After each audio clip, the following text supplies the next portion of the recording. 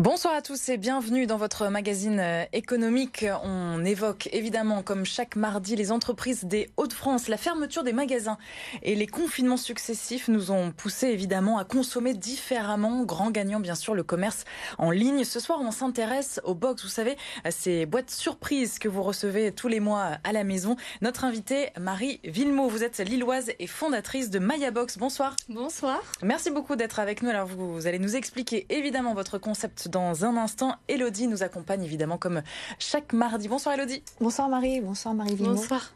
Et retour tout d'abord donc sur ce concept des box surprises.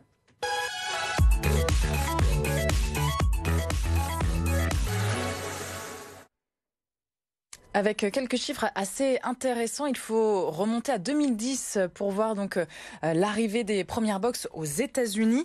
Près de 900 000 personnes sont abonnées chez nous en France à une box mensuelle. C'est vrai que c'est le format qui revient assez régulièrement et la clientèle est majoritairement féminine, autour des 76%. Alors il existe beaucoup de box sur différents thèmes, les bijoux, le parfum, la mode, le vin. Vous avez décidé de vous consacrer au voyage. Pourquoi ? C'est ça, totalement.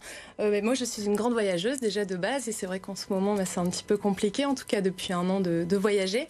Et pendant le premier confinement, j'ai eu cette petite idée de voyager à la maison. Donc c'est parti de cette idée de faire un petit voyage à la maison en photo. Donc je postais sur les réseaux sociaux chaque jour un pays.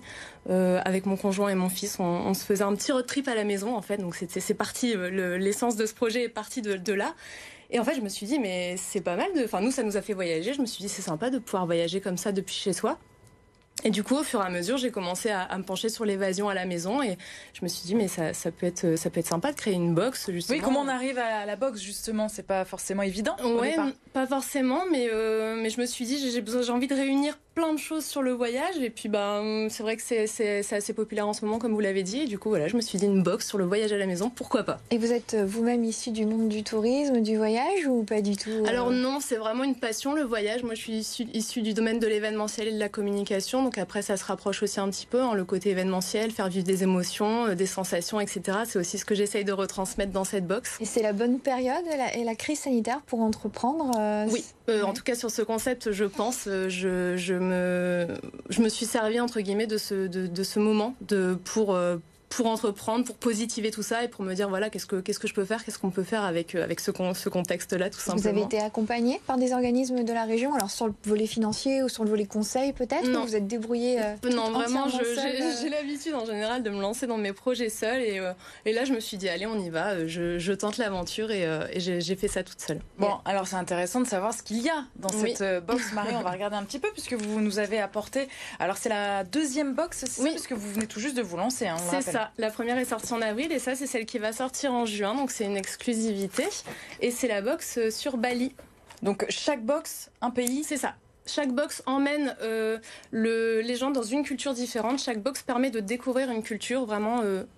J'essaye de faire un petit peu sur les 5 sens, etc. Donc on va pouvoir le voir dans cette box. Par exemple, là pour Bali, donc, ça c'est quoi? De l'encens, donc c'est typique de Bali. Bali, j'essaye aussi de me souvenir de ce que j'ai pu vivre pendant mes voyages. Et là, à Bali, c'est vrai que l'encens, il y en a partout, dans les temples, dans les maisons. C'est une odeur qu'on sent beaucoup. Odeur aussi avec le savon. Odeur et aussi le côté bien-être qui ressort beaucoup de Bali. Bali, c'est le bien-être. Enfin, je suis revenue de Bali. J'ai jamais été aussi zen de ma vie, je crois. Et c'est vrai qu'il y a tout ce côté bien-être corporel, etc.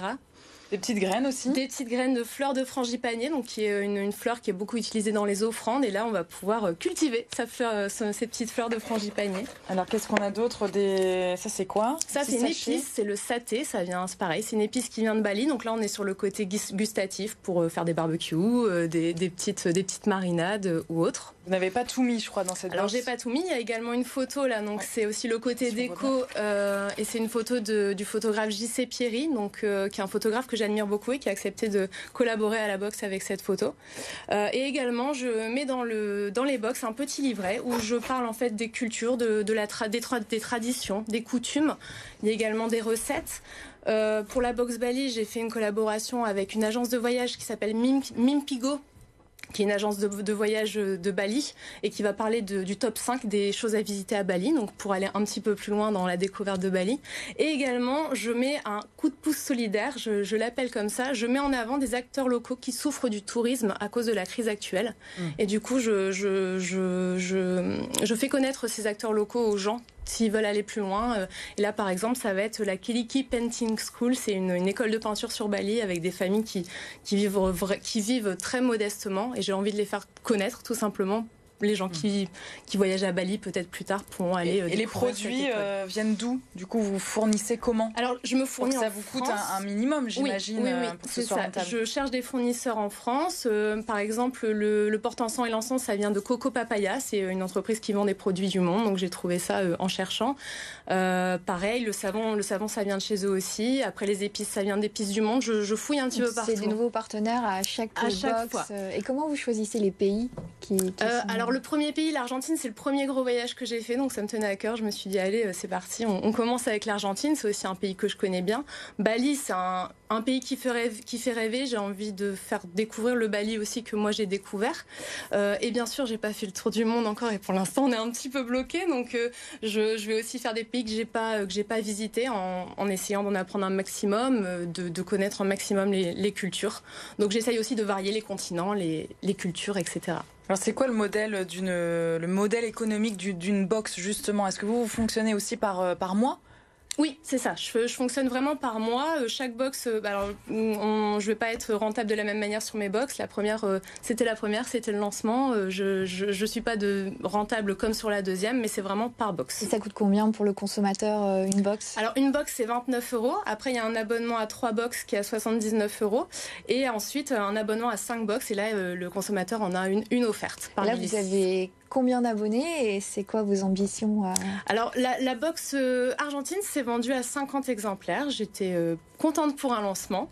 Après, c'est vrai que j'aimerais faire évoluer l'entreprise au maximum. Je suis passionnée par ce que je fais et je pense que c'est important d'être passionnée par...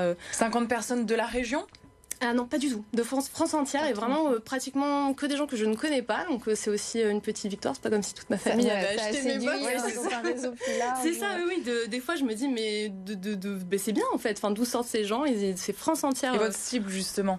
Alors la cible, ça va être soit des voyageurs qui sont en manque de voyage comme moi et qui ont envie un petit peu de se replonger ou de découvrir des cultures, soit justement aussi les gens qui n'ont pas l'habitude de voyager et qui même après Covid ne vont pas forcément aller dans tous les pays, qui vont pas forcément voyager. En plus les femmes, comme on l'a vu là avec les chiffres, une clientèle essentiellement féminine pour les box tout thème confondu. Oui et non, moi je suis plus sur du mixte. Après j'ai aussi une volonté de peut-être m'étendre à pourquoi pas une box soirée. Vraiment plus le côté événementiel, soirée pour les couples, sur un thème de voyage, etc. J'ai une cible assez large. Et donc là, c'est une création d'entreprise. Est-ce que vous avez l'ambition d'en vivre? J'aimerais vraiment, je m'éclate complètement à faire ça. Après, j'aimerais aussi pouvoir aller dans les pays pour choisir moi-même mes produits, rencontrer les locaux. Ça coûte cher, ça, par contre. Oui, c'est clair. Je vois vraiment plus loin pour tout ça, mais ce serait génial de pouvoir en vivre. Parce que là, vous dites 29 €. Il faudra en vendre combien pour espérer justement avoir un petit peu de chiffre d'affaires? Eh bien beaucoup. J'ai pas là juste être à l'équilibre peut-être. Ouais, il faut. Après voilà, je fais mon petit bout de chemin. Là, c'est le début et puis je verrai. Vous gérez tout à la maison? Oui. Du coup, le conditionnement entre guillemets de la box. Pour l'instant, je fais tout chez moi parce que je peux le faire, parce que c'est un niveau que je sais gérer moi-même. Et puis après, on verra. Pour l'envoi, vous avez des partenaires? Vous travaillez? Non, pas encore. Là, c'est vraiment pour l'instant, je suis. C'est vous qui jouez tout. Mais j'ai cette volonté de toute façon, là, je l'ai vu pour la box Bali, les collaborateurs, j'ai eu plus de facilité à aller les chercher parce que j'avais déjà l'exemple de la première box à montrer, pour leur montrer ce que c'était vraiment concrètement. Donc, je pense que plus le temps va passer, plus les gens vont me faire confiance. Je l'espère en tout cas. Et ça pourrait créer de l'emploi à terme? Vous envisagez d'avoir ce serait merveilleux, pourquoi pas, bien sûr. Oui, Et pour se démarquer justement des autres box, parce que certaines sont là depuis de nombreuses années, comment faire, même si c'est un thème un petit peu original? Mais là, par exemple, pour le voyage, je sais qu'il existait des box culinaires, 100% culinaires, ou alors il existe des box avec pas mal de choses, mais pas sur le voyage. Je pense que c'est même pas je pense, ça n'existait pas encore, d'amener vraiment plein de... C'est comme si on ressentait le voyage, mais à travers cette box, j'essaye vraiment d'amener les gens dans le pays sans bouger de chez eux. Merci beaucoup Marie Villemot. En tout cas, on vous souhaite bonne chance dans le développement de votre entreprise. Donc ça s'appelle Maya Box, des box surprises donc sur le thème du voyage. On passe tout de suite à l'actualité du journal des entreprises.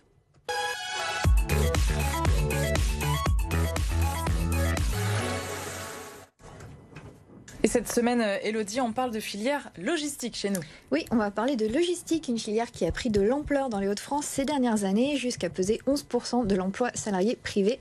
Pour poursuivre son développement, la filière se structure et va accueillir dès 2023 à Dourges, dans le Pas-de-Calais, une cité internationale de la logistique. Donc l'infrastructure, qui représente un investissement de 40 millions d'euros, comprendra un centre de formation, un incubateur de start-up, un centre d'innovation et un parc d'activités. Ce nouvel outil doit permettre à la filière de relever deux grands enjeux pour son avenir, à savoir l'emploi et la décarbonation. Merci beaucoup Élodie, on se retrouve la semaine prochaine. Merci Marie.